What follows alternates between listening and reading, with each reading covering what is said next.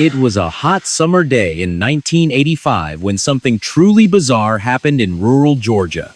A black bear, weighing over 400 pounds, breaks into a storage shed at a lumber mill and consumes nearly $20,000 worth of cocaine.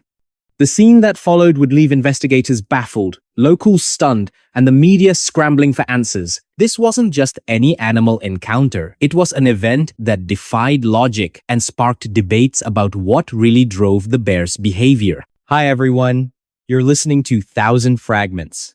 The moment no one saw, the memory no one kept. I'm bringing it back. Drop a comment below and let me know where you are today. I'm all ears. And let's begin. The story begins in the small town of Lake City, Georgia, nestled deep within the heart of the American South. It's here that the Georgia Pacific Lumber Mill operated a bustling hub of activity, surrounded by dense forests and rolling hills.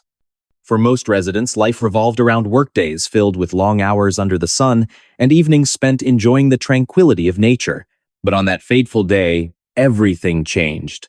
When a routine call to the authorities turned into one of the strangest cases ever recorded.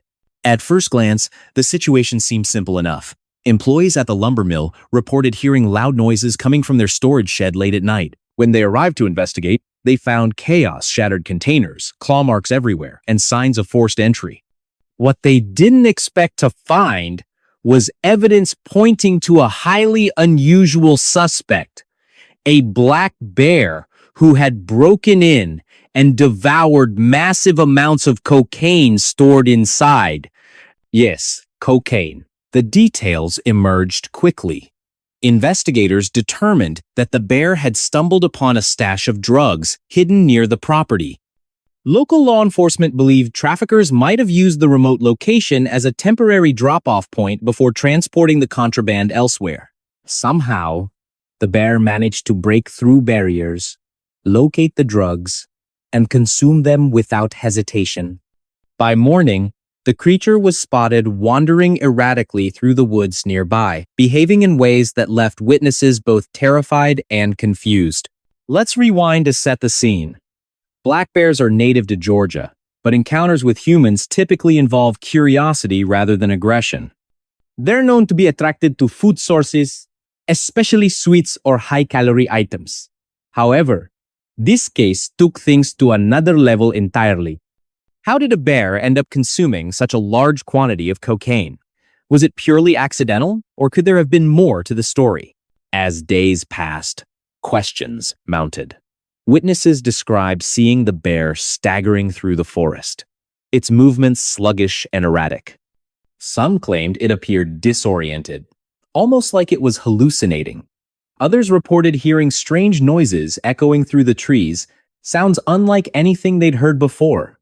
One local hunter even swore he saw the bear staring blankly at him, as if frozen in place, before slowly retreating into the brush. These accounts painted a picture of a creature deeply affected by its unexpected meal. Authorities sprang into action, deploying wildlife experts and forensic teams to analyze the scene. Initial reports suggested the bear ingested between 10 to 15 kilograms of cocaine, a dose so massive it should have killed any living being instantly. Yet, somehow, the animal survived. Biologists speculated that the bear's digestive system might have processed the drug differently, allowing it to endure despite the extreme toxicity. Still, many couldn't help but wonder, was this just biology at play? Or was there something else driving the bear's survival? Meanwhile, public fascination grew exponentially. Newspapers across the country ran headlines like "Cocaine Bear Roams Georgia Woods" and "Drugged Bear Baffles Experts." Television networks sent crews to cover the unfolding mystery, capturing interviews with locals who shared their shock and disbelief. A man named Bill recounted how his dog barked uncontrollably during the night, only to cower in fear when the bear appeared outside his home early the next morning. "I've never seen anything like it," he said, his voice trembling slightly. "It was like the bear wasn't even aware we were there." Days turned into weeks as search efforts intensified. Helicopters scoured the skies, while ground teams combed through the thick underbrush. Despite these efforts, the bear remained elusive. Then came the twist.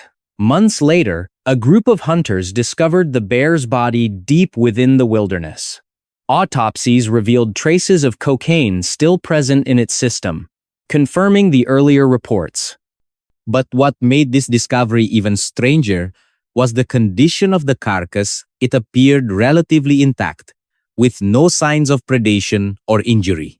Why hadn't the bear simply wandered off and died somewhere untraceable? And why did it choose this particular location?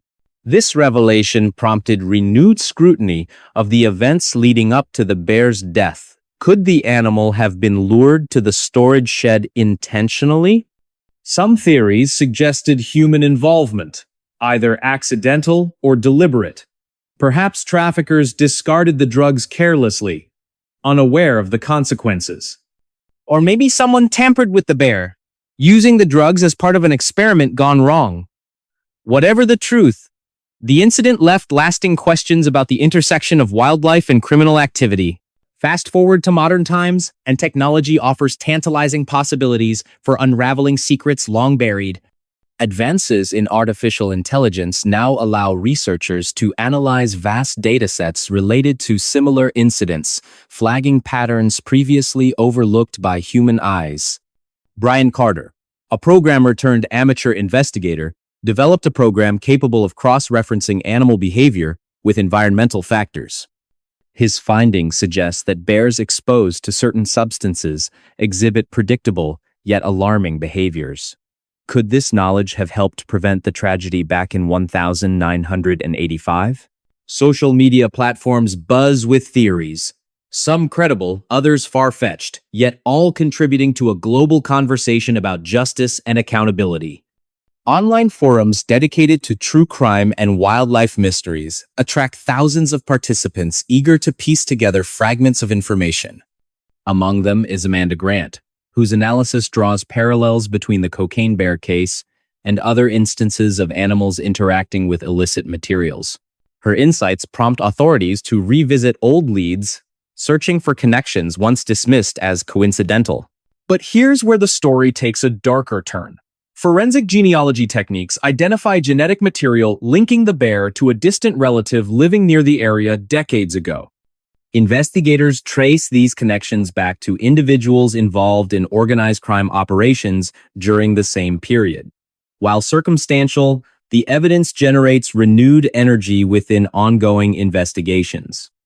Are we looking at isolated incidents or part of something larger?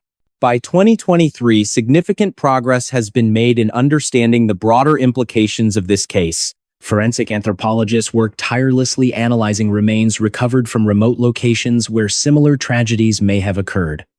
Each discovery brings closure to grieving families, while simultaneously deepening society's collective unease about the extent of human impact on wildlife.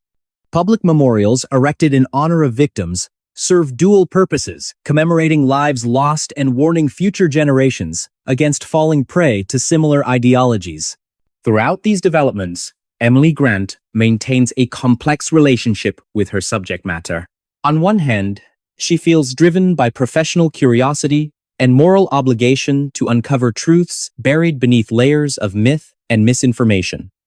On the other hand, she grapples with personal demons, triggered by immersing herself so deeply in darkness. How do you study something so monstrous without letting it consume you? She muses during a rare moment of reflection. Her efforts culminate in a comprehensive book published in late 2023 titled Times Beyond the Forest: Understanding Human-Wildlife Conflict ***. The manuscript combines historical research, contemporary analysis, and first-hand accounts to create the most complete picture of the era's challenges ever assembled. Yet, despite all the revelations and advancements, fundamental questions remain unanswered. What exactly caused the bear to act as it did? Can anyone fully comprehend the depths of such depravity, whether human or animal? And perhaps most importantly, how do we prevent future generations from producing similar monsters? These queries weigh heavily over the conclusion of our narrative, reminding us that while much has been learned since the bear's demise, much remains mysterious. For every answer uncovered, new questions arise. As Mark Thompson puts it poignantly during a private meeting with colleagues, we may never fully understand what happened that day, but understanding ourselves better might help stop others from following in those footsteps. So as we close this chapter of exploration into one bear's descent into madness, let us also consider what lessons it holds for humanity moving forward. Because only by confronting our darkest fears can we hope to illuminate paths toward light and redemption. Or will the shadows always hold sway, reminding us of the limits of human understanding? Now, imagine yourself walking through the woods after hearing this tale. Who knows what secrets lie beneath the surface? And remember, while stories like the cocaine bear may terrify us, they also remind us of our capacity to overcome adversity. Because in the end, it isn't the darkness that defines us. It's how we choose to respond to it. And that was another story lost in time. But stay with me, because there's still more waiting in the shadows. What do you think happened to the bear? Let me know in the comments below. Your thoughts matter, and they shape the stories I share next. So go ahead, type it out, and hit send. I'll see you there.